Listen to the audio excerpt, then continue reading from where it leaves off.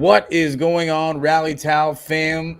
Good evening and welcome to the show, Town Hall Tuesday. We have not done this in quite a while, so we are happy to be back here. Todd with me as always. Todd, how are we feeling today? Much better than yesterday, right? Yeah. So we had a pretty extravagant Sunday. We started the day off with what was that?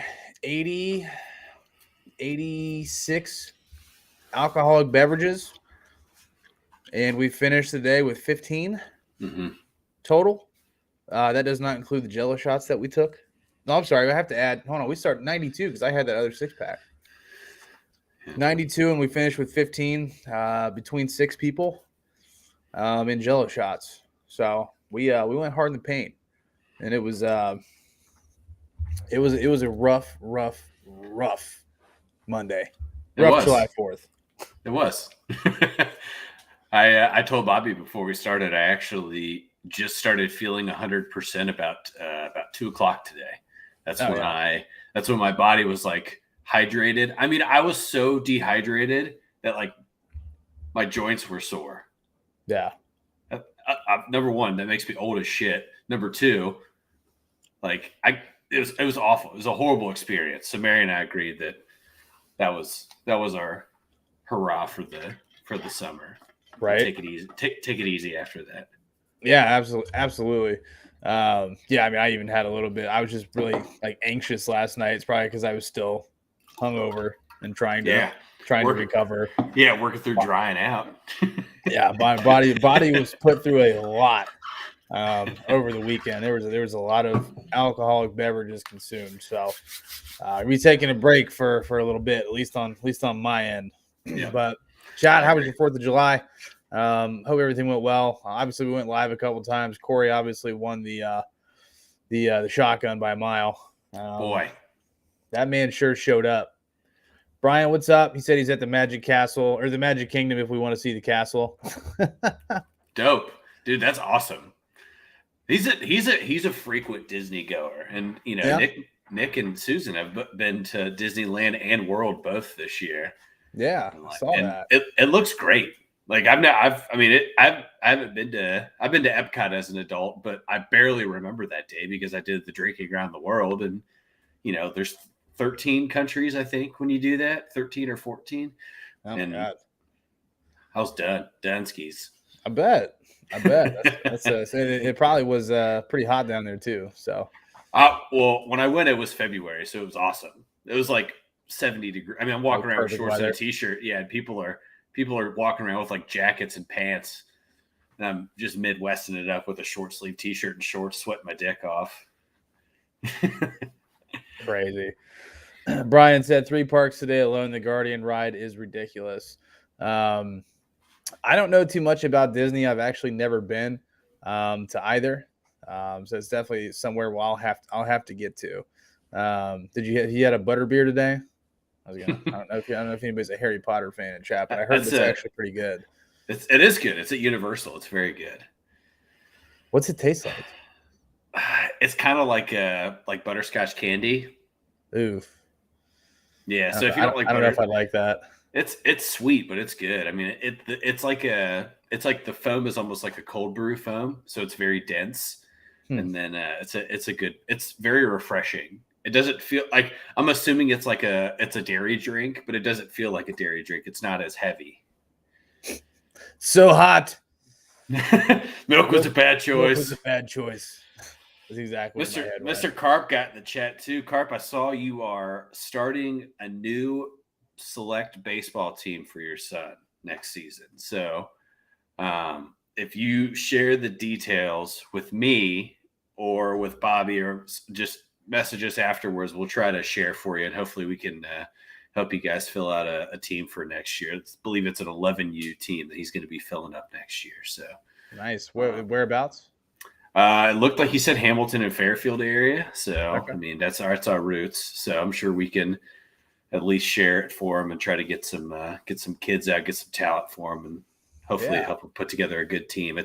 I know the trials and tribulations of tryouts and, working through the parents and, it's not necessarily the kids. The kids are out there still learning baseball, but it's the parents you have to help understand that maybe their son or daughter, whomever, isn't quite ready to play at that level. Elite of a level. Yeah.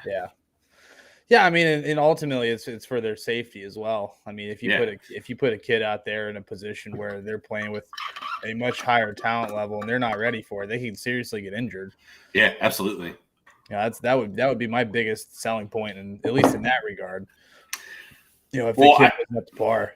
Yeah, I think too, when you get to like 11, specifically 12, you have some of the 12-year-olds are changing. Their bodies are changing a little bit sooner than the rest. So then you catch a team that has a couple of kids that are going through puberty early, and yeah, not good. It could be dangerous. I remember being 12 years old and playing a team that had a bunch of basically young adults and just getting our ass whooped by them like 5 times in the same season. They shouldn't have even been playing. 12. I think I was 11 or 12, and they should have been playing up. Like that's right. When you're 12 and you're for me, even I was a big kid. I'm still a big kid, but like, I was a bigger kid for our age, and we played a team where I remember a kid was like almost 6 feet tall when we were 12. Like that's completely unfair. Right. and I think that it used to be when you were 12, the pitcher's mound's like 52 feet away, maybe 54 feet away. So you're talking like 6 less feet for somebody 6 feet tall. That's a lot. I mean, that's like Randy Johnson throwing a fastball at you. So right, yeah, that's a huge disadvantage. Absolutely. Ryan said he is. My assistant last year got shit-faced during our out-of-town tournament, as well as numerous parents, where I was stuck watching. I would say all the kids with my wife, and it was my decision to move on. Smart. Before and during, that's just irresponsible. That is, and shame on. I don't know who your assistant coach is. I don't know the parents, but I'm gonna make a blanket statement, say shame on them for setting a bad example for their kids. Right. Because even at 10 years old, I believe was the age that he was coaching, 9 or 10, they know what's going on, and they know their parents are not being responsible. So shame on them for being a bad example, and shame on your assistant coach, especially for being a bad example for trying to help young boys develop into men. That's not the way to do it. You need to be responsible. That's a weekend where you need to be a leader and an example, and not a kid. Yeah, absolutely. It's sad. Absolutely sad. That's a shame. And I feel like there's so many youth baseball teams out there that it's probably going to be difficult to try to find some talent, just because everybody's on a team. Everybody's got a team. I don't really know the landscape of it, but I can imagine it's not going to be easy. Well, so the Southwest Ohio Baseball League, that basically is the travel ball of Cincinnati, is like one of the 5 largest AABC, used triple SA, those types of organizations, one of the largest leagues in the whole country. So wow. I think probably my assumption, and Ryan, you can correct me if I'm wrong, is that there's probably some merging of two or three teams coming together to be able to form probably a group of 5 to 8 kids, and then you just need another 3 to 5 kids to fill out a roster. I mean, that's the way that you have to do it. I mean, even when I was coaching, that was 10 years ago almost now, you had to do it that way. You had to merge to be able to make another team, because if you lost 5 kids, they were going to another team that lost 5 kids that was probably joining another team that lost 3 kids. You know what I mean? Yeah, absolutely. Bruce, thank you for liking the video. Ryan said, my son has made numerous high-level teams, but they are asking upwards to $4,500 per team. That's so crazy. Ridiculous. You might as well just go buy your son a Tempur-Pedic King mattress and tell him that that's better than him playing travel ball and spending all that money. Right. I got goosebumps when I read that number. That's uncomfortable. That is an uncomfortably large number. So how is that fair? How is that fair to every young athlete who doesn't have the home life situation to be able to afford to play at that level, right? And it seems it's getting younger and younger that they want kids to start traveling further and further too. right? And you get on some high level teams, and these kids are 11 or 12, and they're traveling 5 or 6 weeks of the summer.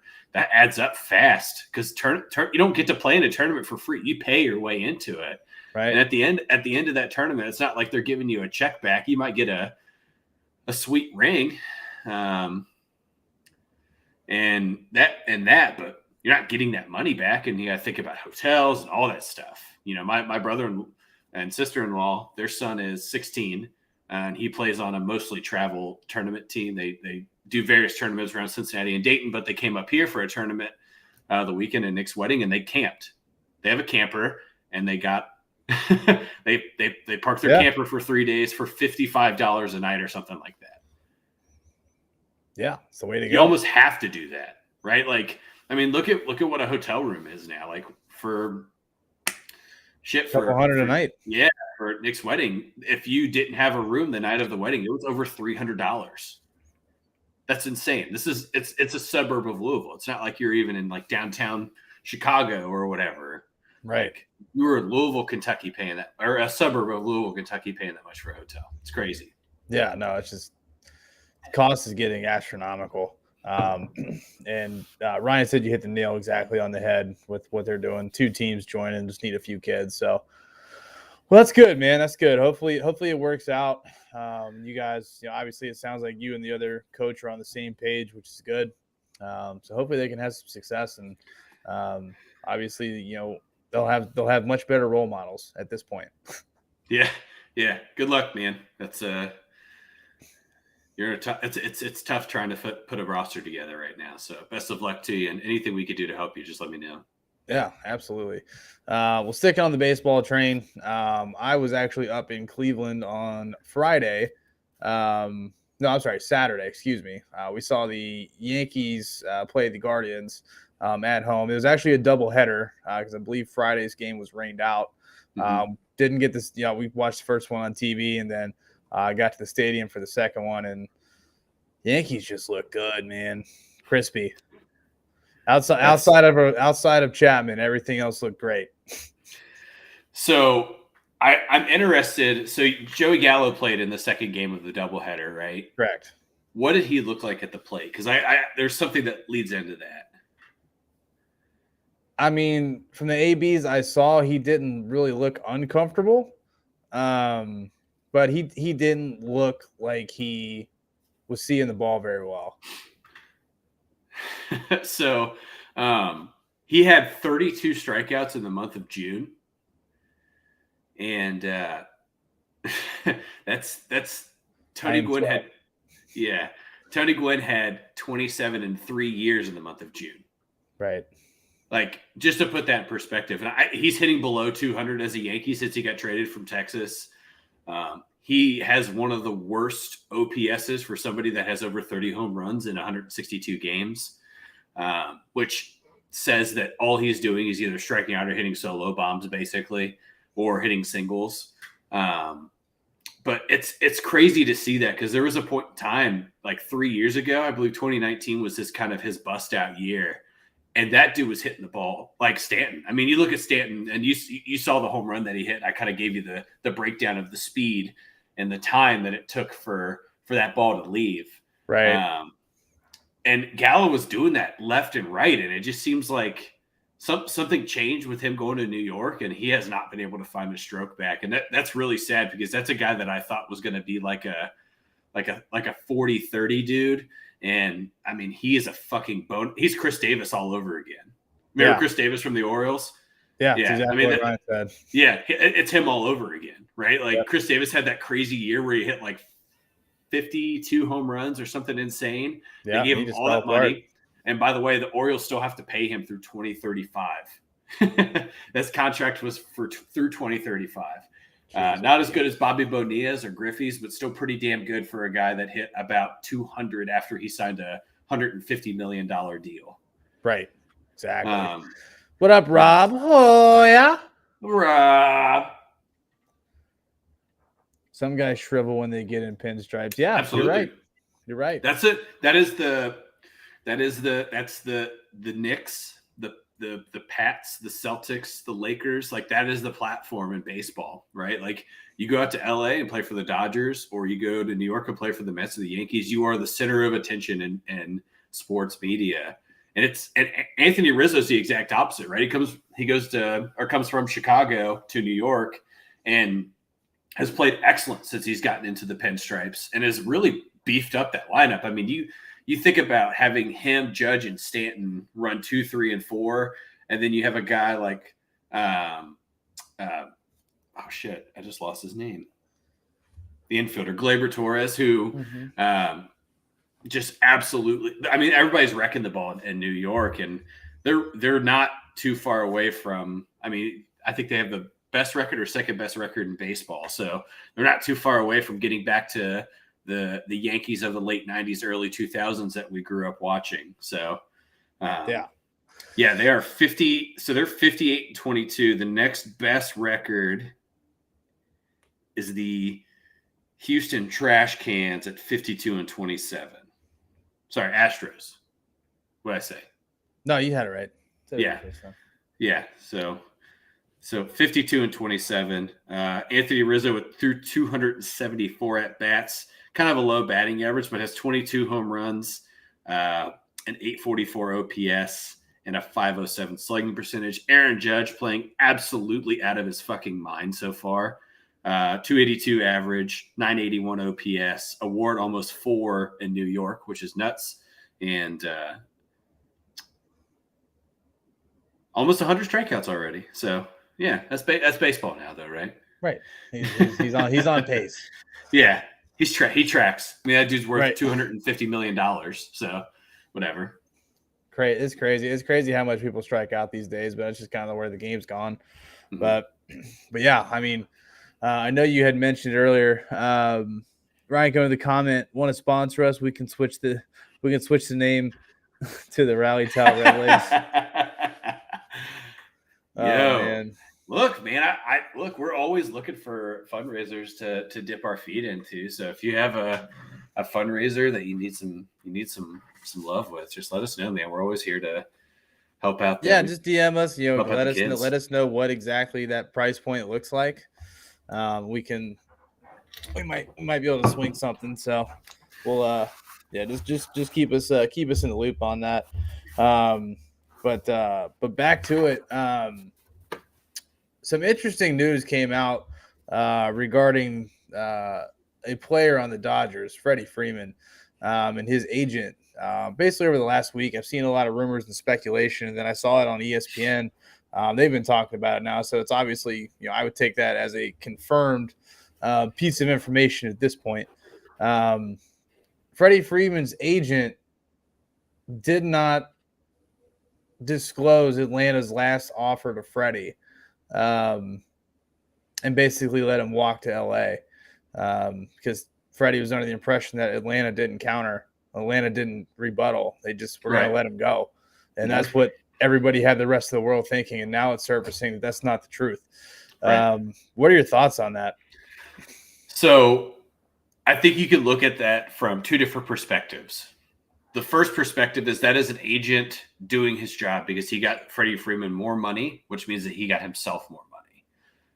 So from a whole business perspective, he did pretty much what he's supposed to do to get somebody the maximum amount of dollars that they're worth. And Freddie Freeman is worth a lot of money because he still has some years in his legs and he's still performing at a very high level in LA.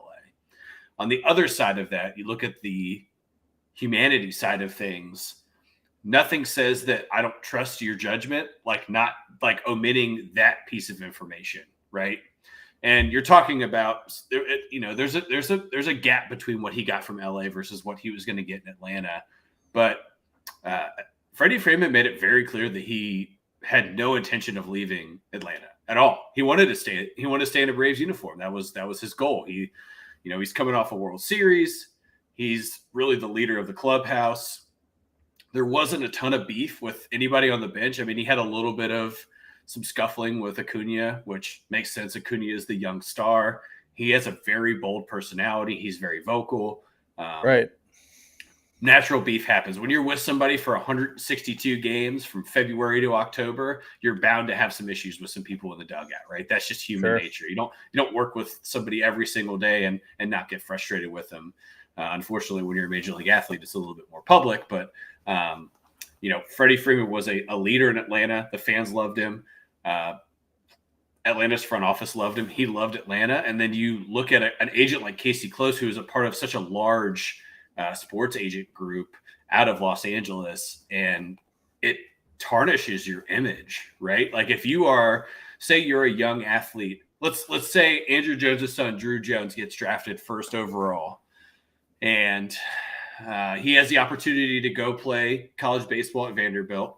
As of right now, an NIL deal that would line up for him in Nashville accumulates him about $2 million, which is about $6 to $8 million less than what he would get if he was a number 1 overall pick. But that puts him right around where he would be if he was between like an 8 to 12 pick. That's about what those guys get per year in baseball. It's a pretty significant jump down. 1 and 2 get a lot of money.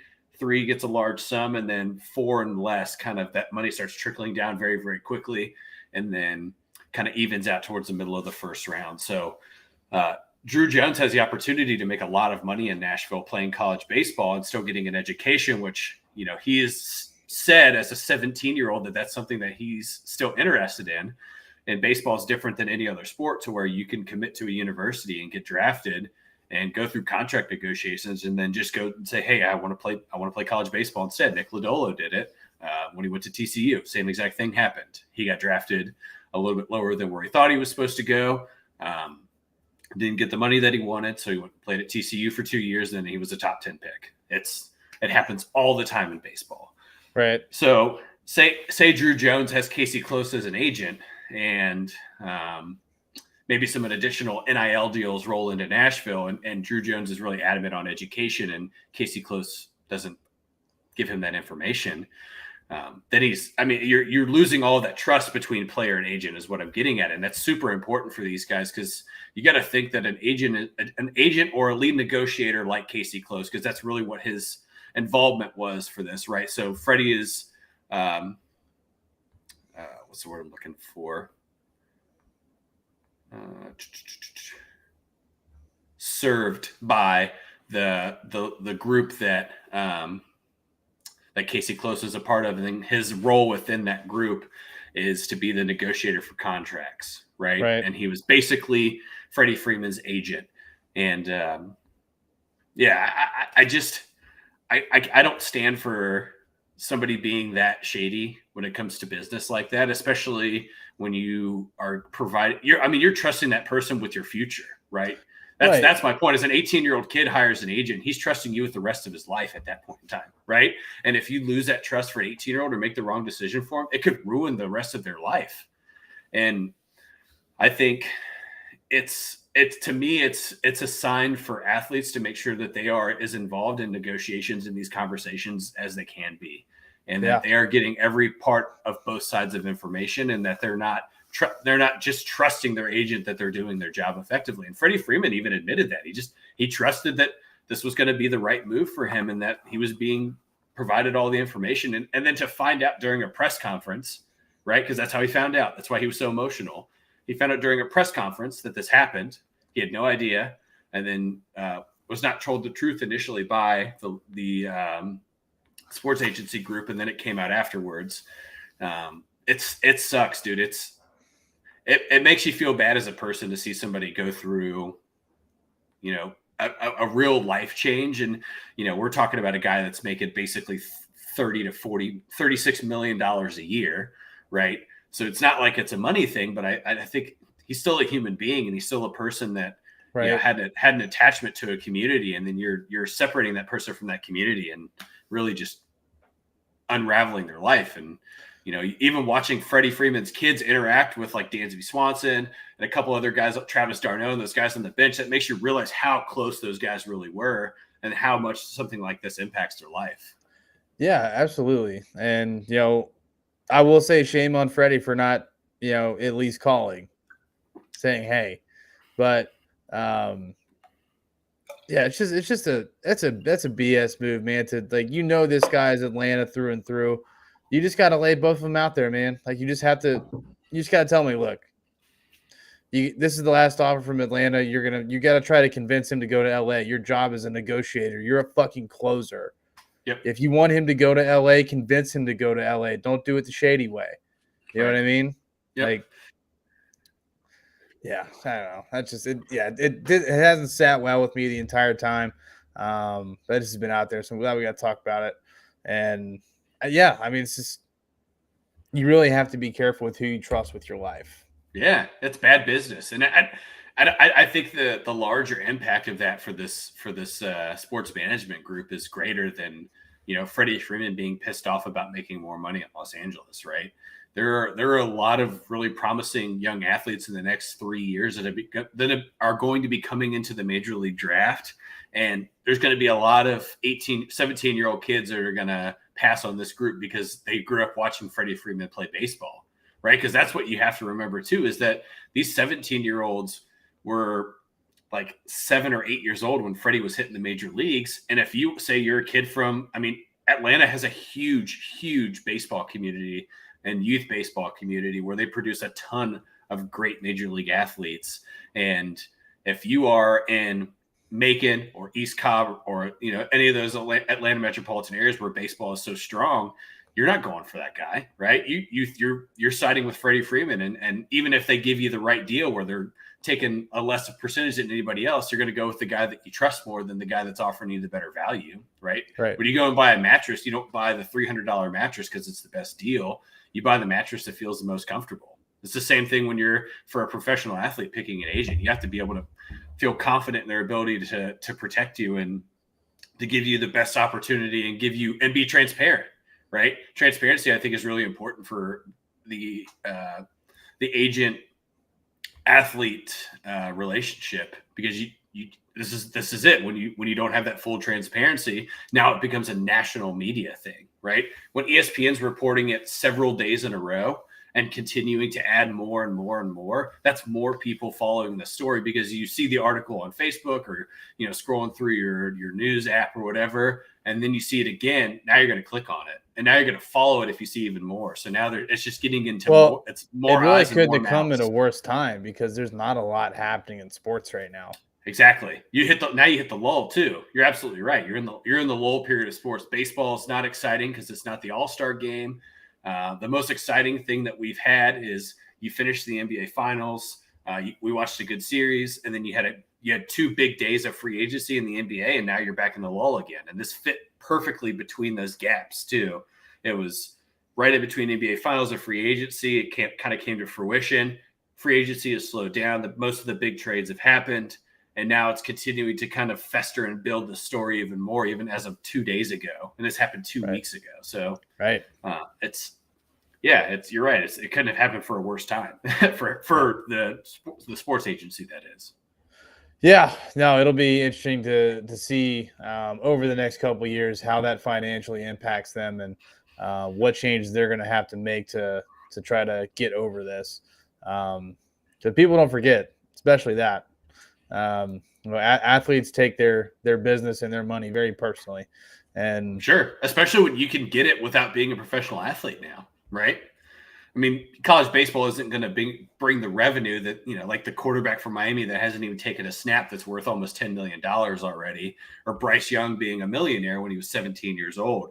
You're not getting that kind of money in baseball. But if you're Andrew Jones' son, right, like Drew Jones, or, or let's say like Jack Leiter was Al Leiter's son, when you have the name tagged to your ability and the level that you play, there's a little bit more money there. That's just the nature of business, right? It's you know that the bloodline is strong in the Leiter family because his dad was a Major League Baseball player and his mom was an Olympic athlete. So you're willing to put more money on the line for that guy. Or, Andrew Jones, his dad was a 13-time Gold Glover and his son wins the fucking Gold Glove of high school baseball. Like you're willing to give that kid some money because you're pretty comfortable that that's a sure thing. So right.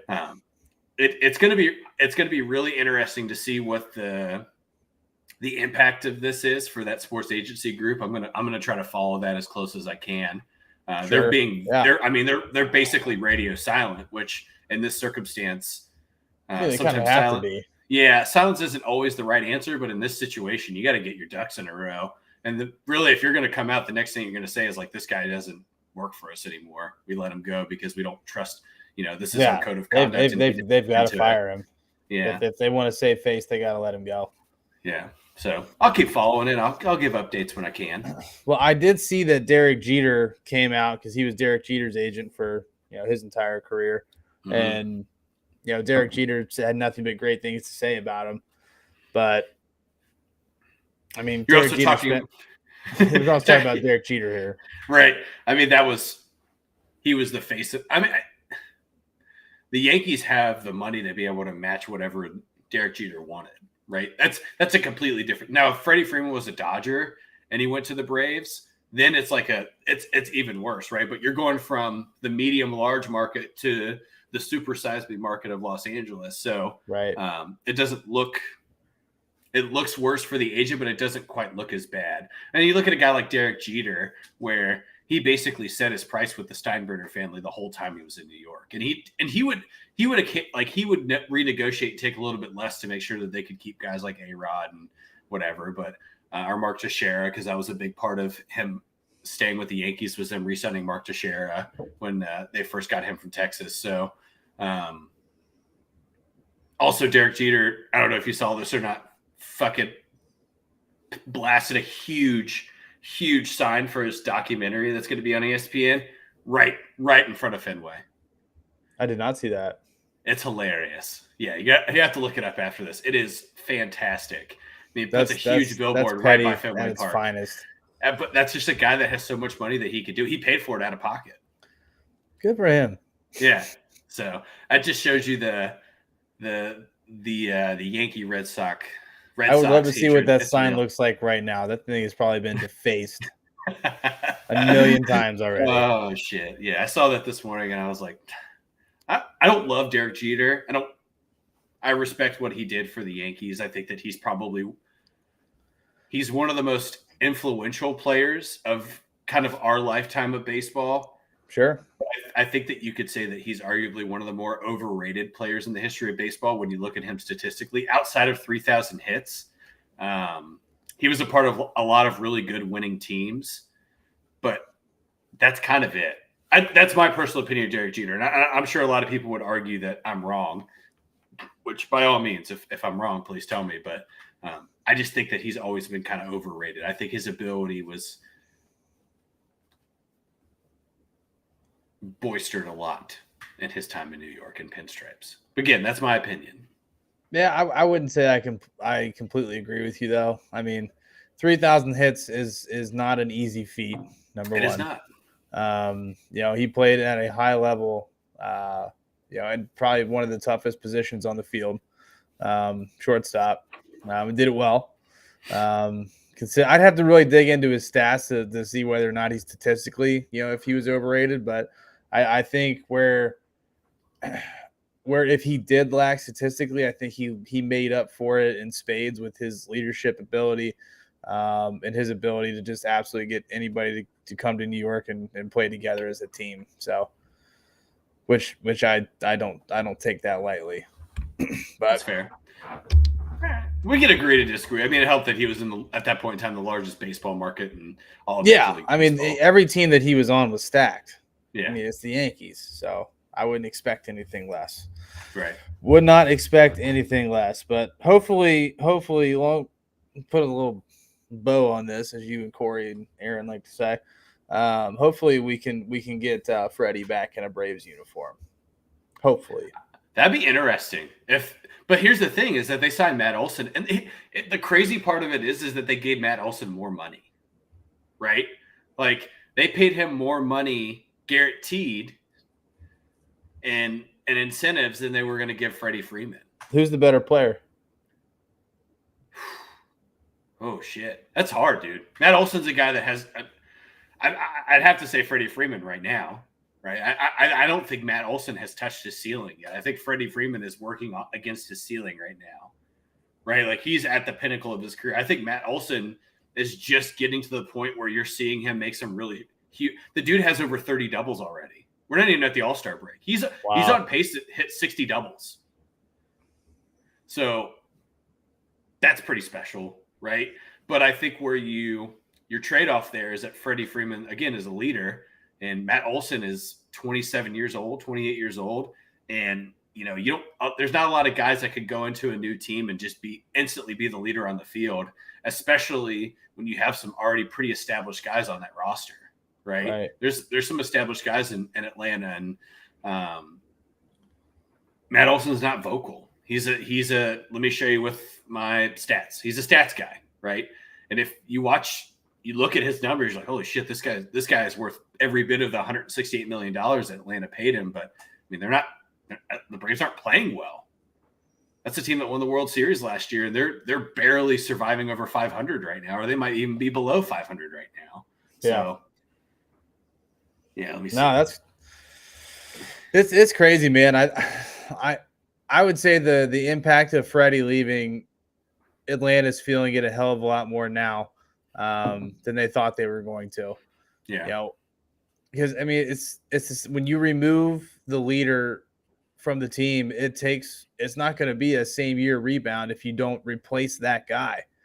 Right. Who else in that locker room had the maturity, had the tenure, had the ability to really get these guys to play together and believe in each other and just have that chemistry. You know what I mean?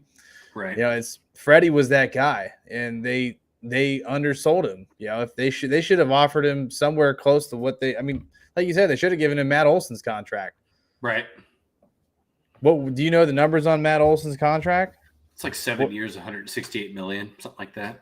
All right, so let's look at that. And the Braves have been playing much better as of late. I will admit that. Their record was not as good 2 weeks ago as it is right now. They're like 12 games over 500. Matt Olson was born in 1994. Yeah, that's crazy. He's 27 or 28. $168 million. Yeah, and he's been a pro. This is his 5th or 6th year as a 8 years, $168 million. 8 years. Okay.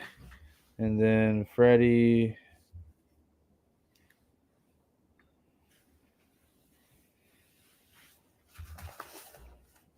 He got 6 for 162. Right. And Atlanta's offer was 5 for 140. That was the final offer that they gave Freddie, was 5 for 140. So that's what he was not aware of? Right. Because the first offer that they gave him was 5 for 134, I believe. And then the last offer that they gave Casey Close was 5 for 140. He said they weren't even close. And then he ended up in Dodger blue less than 48 hours after that offer that Atlanta gave. So he had 2 days to provide that information to Freddie Freeman. Wow. Hold on. So he actually is getting less per year on this deal that he picked up from LA. Right. It would have been 28 a year. In Atlanta, 27, but not as long. So he would have missed out on. And you got to look at too. I don't know how Atlanta's deal was loaded up, but this Dodger deal for Freddie is very heavily front loaded. So he's 32 years old. So I mean, he could be 3 years into this deal and he could be 35, be like, all right, I'm good, I'm done. And I think in the first 3 years he makes almost $95 million of the 162. So there's a lot of money on. It's the same thing with Max Scherzer. Like right. Scherzer's deal with the Mets, like he's getting $43 million this year himself. His salary this year is more than what the Orioles opening day salary was. For their whole roster. For their whole roster, yes. But that's insane. That's crazy. There's a lot to it. Baseball, any professional sports contract, they always, especially for guys like that, you get as much money as you can on the front end because you don't know what the back end looks like, right? It's just like how Mike Trout's contract was set up, where he basically makes all his money in the first 7 years, and the last 6 years of his contract are basically on terms to be renegotiated. Right. So it's the same thing Philadelphia did with Bryce Harper. That's the way baseball works. You front load contracts to make sure that if you're an agent, your responsibility is to get them as much money up front as possible. So that way, If something if say, happens. like a substantial injury occurs, like a Homer Bailey, for example, or just your career kind of falls apart like Homer Bailey. Like Homer Bailey had already made $58 million by the time his contract had fallen apart, and he still had 4 years left. And he was owed $42 million. So, and the Reds still had to pay some of that out when they traded him. So, yeah, it's just one of those things where that's how baseball most sports contracts actually work that way now. Like in the NFL too. The NFL is different, where it's basically all built into like a signing bonus, so it doesn't hit your salary cap as much because you have to do it that way. But for baseball, where you're not really capped with anything, you can basically do whatever you want year over year, and then you just work your money around the rest of the way. Yeah, that's crazy. That's crazy. Switching gears a little bit, chat. This is Town Hall Tuesday, so if you have any questions, please do not hesitate to throw them in chat. And if you haven't liked the video yet already, please do so. One thing we haven't talked about in a minute is well, not necessarily football, but just CTE injuries, things like that. That'll be our little segue here. So Todd, you were telling me that there was some new information that came out regarding Demaryius Thomas. Yeah, so Demaryius Thomas agreed to have his body provided full autopsy and provided his brain to science for, research and development. And it turns out that he died with CTE, which seems to be a very, very common trend for a lot of these young professional football players that are passing away very young, right? Aaron Hernandez, his was super aggressive, right? I mean, if you watch the documentary, they talked about that it was one of the worst cases of CTE they had ever seen on somebody's brain under the age of 30. You look at a guy like Junior Seau, what that did to him. Unfortunately, he took his own life due to the severity of his brain injuries. And then you get a guy like Demaryius Thomas, who is just, I believe, a year older than us. Right, I believe he was 32 when he passed away, maybe 33, and was just off being an NFL wide receiver. Right, we just 2 years ago he was in your fantasy football lineup, and you find out that a guy that young developed CTE, and I don't think the NFL is doing a bad job of trying to protect these guys, but I just my question to you, and I'd love to get your perspective on, is what further can the NFL do to protect these guys for the long term, right? Because in the short term, I feel like they're doing as much as they can. I think the penalty calling is more aggressive than it's ever been. They're calling a lot more targeting, and they're protecting guys' heads more and more. But these guys that are our age and even a little bit younger are still struggling with CTE. So I'd love to hear what you think. What can the NFL do to alleviate this? Yeah, I mean, you got to look at the measures they've taken. Obviously, the equipment continues every year to get better and better and better. There's more strict officiating. I don't know if there's much more that they can do. I mean, the game is already so fast, and these guys are getting bigger and stronger and more athletic. It seems like every year, like these guys, Saquon Barkley, that dude is enormous. We sent a picture in the group chat. That dude's thighs are as big as both of mine combined. And that's Aaron Donald. Yeah, there was a funny clip today with Aaron Donald and DK Metcalf. They were on a podcast together, and DK apparently thought he could bench more than Aaron Donald, and like they joked about it before Aaron Donald got in there, and then Aaron's like, "Hey man, what'd you bench?" He's like, "I do 500." And then DK just went silent. Aaron Donald's a machine. 500-pound bench press is not for the faint of heart. Right. That is an absolute mountain of weight to move. And these guys are just so big and strong. I mean, I could not imagine getting hit by a guy like Aaron Donald, who can run a sub 4.7 40, is 280 pounds, and can bench press also 500 pounds, basically double his weight. I mean, that's the reason that these injuries are happening. And this type of, I mean, it's just, I don't know if there's a lot you can do, and it's kind of getting to the point where you're understanding why people are retiring when they're retiring. Yeah, Andrew I think Luck, that. perfect example. Yeah, you have a neck injury, and you want to protect your spine. You want to protect your brain, right? So you end your career. Look at, I mean, there were 2 guys on the Ravens within 24 hours that were under the age of 35 or under the age of 31 that retired. Right? I mean, that happened a little less than a month ago, and you see more and more. Chris Borland that played for the 49ers. I think that's a perfect example, right? He was in the NFL for 2 years. Basically got his bell rung enough and said, "Hey, you know what? I've done what I wanted to do as a professional athlete.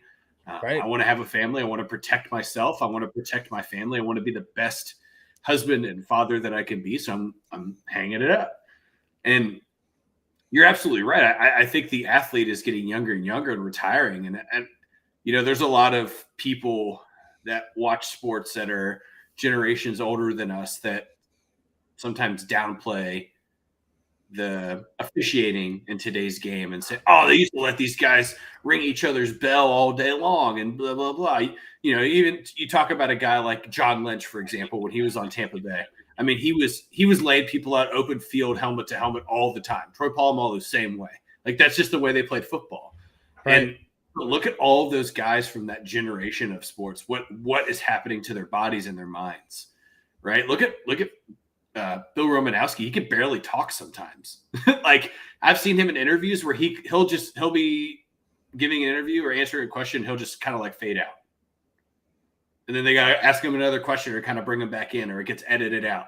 I've seen that in 2 interviews that he's done. Now he also abused his body with copious amounts of steroids, but that was a guy that was same way, right? So even more aggressive than a guy like Demaryius Thomas, who was a slot, sometimes wide out receiver that was occasionally running over the middle, right? And then you think of however long he played football, that's years of aggressive contact. And even in high school, even if you're the best athlete, you're also playing kids that are hitting you. You're still getting hit. Yeah. So yeah, I'm with you. I don't know if there is much more of a response from the NFL to protect these guys more. I think that other than there being a technology that could be in a helmet that says that we can keep your brain safe for X amount of years and you can warranty it, like there's nothing really else you could do. I mean, look, outside of like mandating like retirement, like after X amount of concussions. Well, that's the thing is those are diagnosed concussions, right? How many guys still don't report stuff like that? They have to, right? There's still guys that are playing injured all the time. You hear about it after a season. Oh, this guy had a surgery. He played with it all year. Yep. Right. Or he had this, he had a torn meniscus, but he played with it for the last 7 or 8 weeks. Oh, this guy had a shoulder injury that went to his neck, but he played with it for the last 4 to 5 weeks. They're still doing it. If you're an athlete, you have that do or die mentality where you're not going to sit out if you feel like you can still play. Right. That's a football. Football players you're built that way, right? You're a competitor. You don't want to miss a snap. So yeah, I don't know. I mean, it really concerns me for as you continue into the future of professional sports, because I keep thinking like there's no way guys can get bigger or faster, right? And then you see a guy like Aaron Donald who continues to be bigger. They just keep getting bigger and leaner, right? Aaron Donald is leaner now than he was when he got drafted, and he's 290 pounds or 280 pounds, whatever he is, but has a 6-pack. That's not normal. You're not supposed to be built that way, right? Like, I don't know. It's scary for a lot of people, even in our age range, because they were kind of in the mix of both. And I applaud any professional football player or soccer player or basketball player, whatever, that is donating their body to be able to get better for these things. Because it sucks when you hear something like this come to fruition, but the fact that, doctors are constantly working on ways you can't cure CTE, right? It's just a natural development in the front of your brain, but the ways to try to get athletes safer. and then once you become a parent, like this is the thing for me is like I hear stuff like that, and my immediate reaction is like, well, Declan's never going to play football.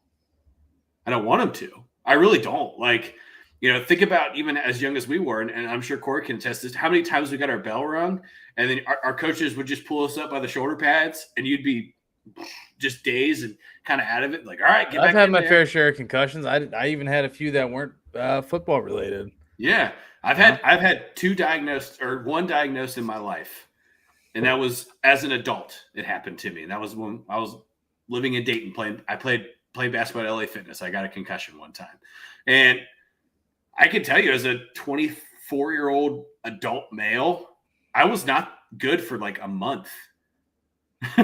Like I was messed up for a full month, and that was a fairly non-contact concussion. I mean, I hit my head hard enough that it happened, but like these guys are getting hit by 200. Khalil Macks are getting bigger, right? That's the thing. Like when Khalil Mack came in the NFL, you're like, God, linebackers can't get any bigger than this guy.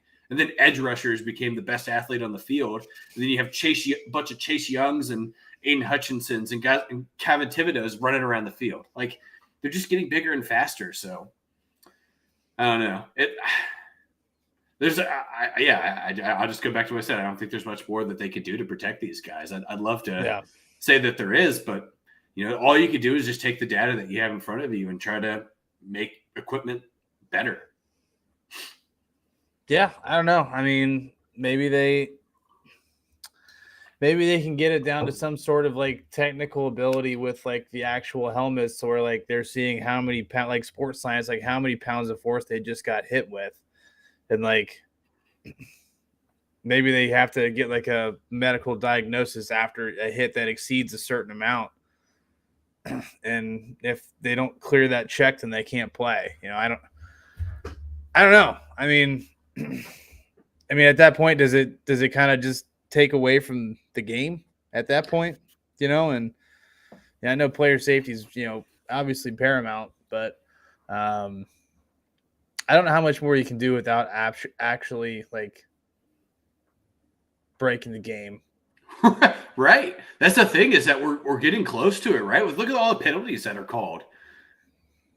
It's made football longer. It's made Sundays longer, which I don't think anybody has any objection to a football game being any longer. No. And I'm saying this with the preface of like, I don't care that there's more penalties being called.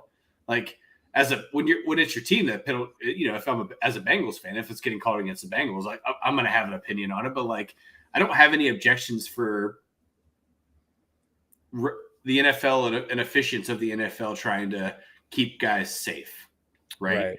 And an occasional missed targeting penalty, like it happens. It's human nature, right? Like we've talked about it a lot. Officiating in the NFL has a lot of room to grow and has the ability to be a lot better. They haven't gotten there yet. I still think they're very far away from officiating in the NFL being as good as the NBA.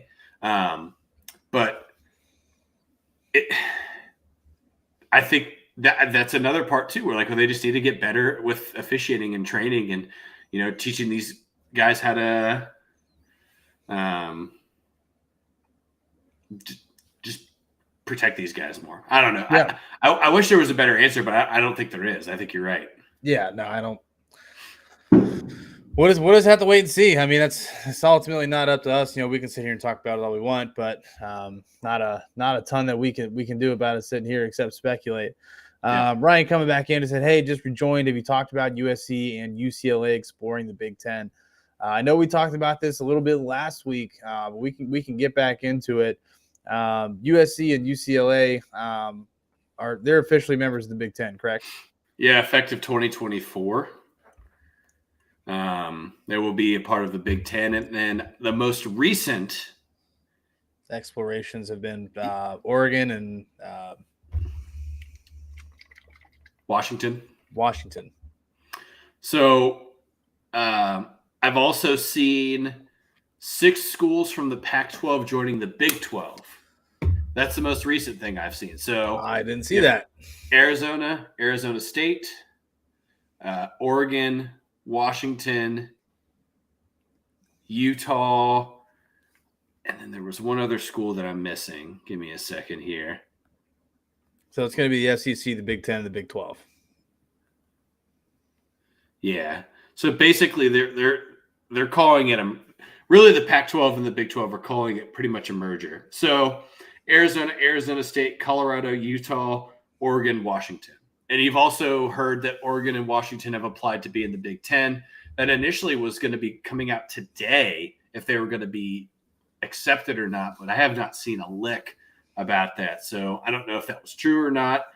Corey talked about it on Thursday with Utah that I believe the athletic director of Utah or the president of the University of Utah kind of came out and said that they were holding strong in what they were doing with their athletes and with the Pac-12. But I think if the Pac-12 wants to have any skin in the game, they're going to have to think about some sort of merger acquisition with a conference like the Big 12.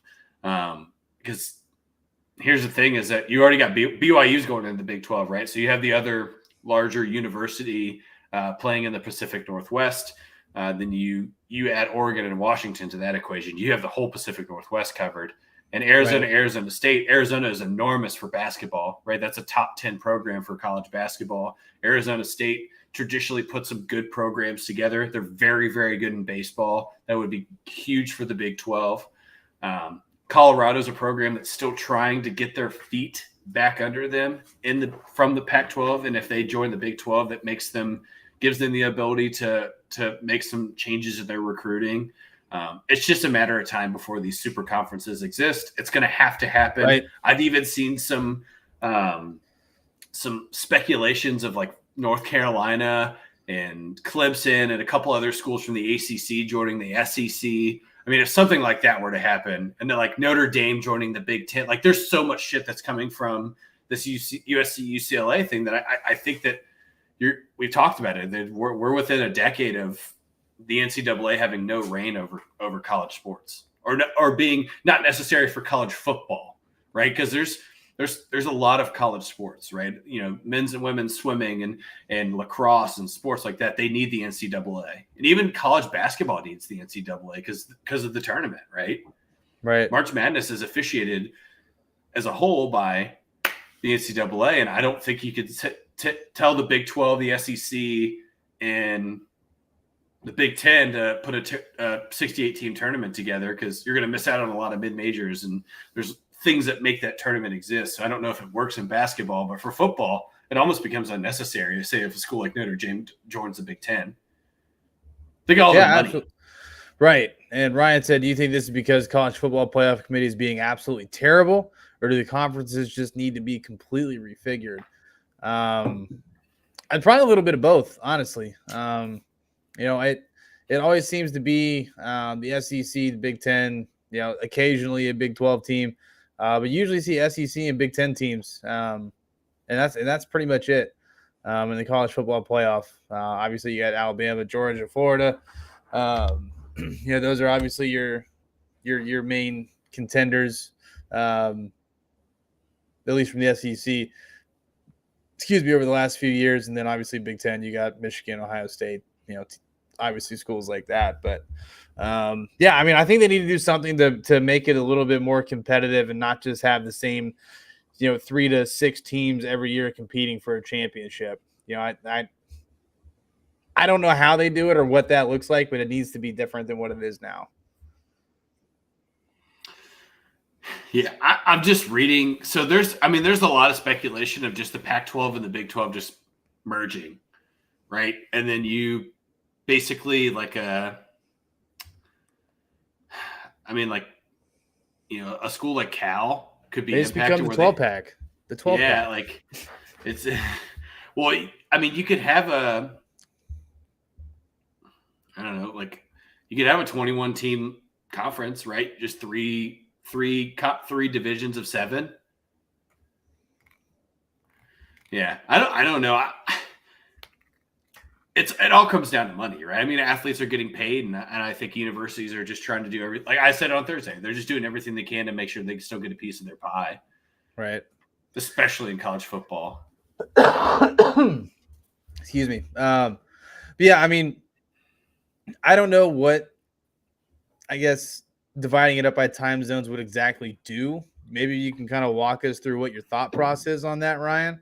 I'm not quite sure how that would impact divisionally. I mean, if you think just the East Coast in general, I mean, you still have I don't know what part of I don't know if Alabama They're in the Central Eastern time zone.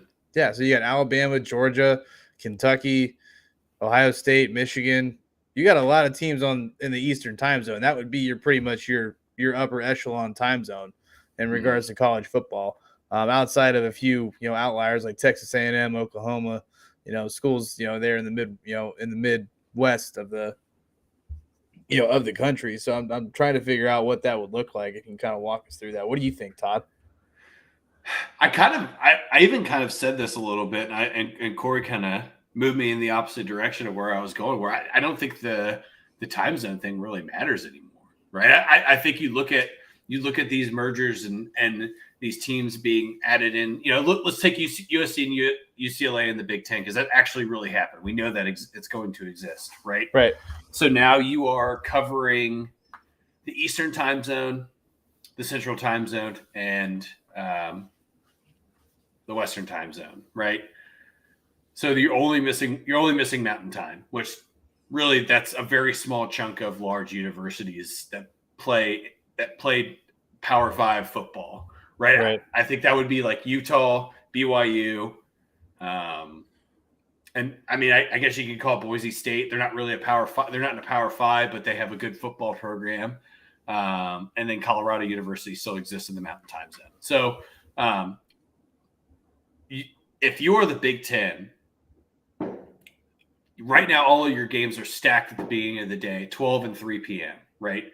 And then you basically get one primetime game every other week for the Big Ten, right? And remember, two of Ohio State primetime games last year were Minnesota and Indiana, where they were more than a 24-point favorite for both games, and that was their 7:00 time slot or 8:00 time slot. Imagine Ohio State and USC playing on Saturday at 8:00. How much money the Big Ten gets from that?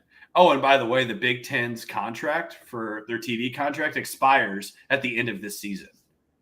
That's where all of this comes from. All of this comes from TV, right? It all generates around the TV revenue. And like a school like Notre Dame, who is exclusive with NBC, and NBC covers every single one of their games, think about them getting into the Big Ten, right? Or the SEC or the Big 12, whatever. Think of them getting into a Power 5 for being an independent, and how much more revenue that generates for the university and through just straight ad revenue, right? The SEC and the ACC have their contract with ESPN through 2023 at the end of the season. There's going to be a fuck ton more changes that happen before the 2024 season, because it's all built around TV time. Yeah. And it really impacts football much, much, much, much greater than any other sport. You can get college basketball on 20 different channels, right? But if you are in the SEC, you can only, right now, most of your games are only on a Disney network, right? ESPN, ABC. That's it. And the SEC network. That's really your only options. Imagine if Amazon and the SEC sign a deal, and then you could just stream any SEC game that you want to. That'd be bananas. The same way that the MLS is doing it with Apple. Think about all the money that generates for the university and for Amazon, right? Or say, Apple goes, all right, well, we're gonna us in the Big Ten, we're gonna sign a 7-year deal where you can, if you pay $20 a month through the football and the soccer seasons, you can watch any MLS game, and then you can watch any Big Ten game that you want from noon to 9:00. Think about all the money. That'd be insane. Think about all that money, and then you could still have ads. You could still have ads on the live stream, right? That doesn't go away, but then you get to control the advertisements even more, because you're not dealing with local networks as much. You're dealing on a national platform. That's a lot of money. So it's all revenue generated. It's all about the almighty dollar. Yeah, and you look at us and Ohio State for us specifically, now that we are residents of Columbus, there is a lot of money that goes through that university. And I knew about it, right? Like, that there's a lot of money through the boosters of Ohio State, but there are a lot of large businesses that are headquartered out of Columbus. A lot more than I even realized. Tons. And there are a lot of those executives that are a part of these large companies, mostly banks, a lot of department stores that are on the OSU booster board because their kids go to school there or they went to school there. And then they moved their headquarters back there because they wanted to be in Columbus where it's cheaper to build and own property. And those guys are on the board and they're making these decisions for these athletes. And, now they're seeing athletes get paid and they're trying, and the NCAA is a year or two away from being able to kind of stop these, what do they call themselves? Committees. Let's call them committees for the sake of what we're doing here, to get these guys more money.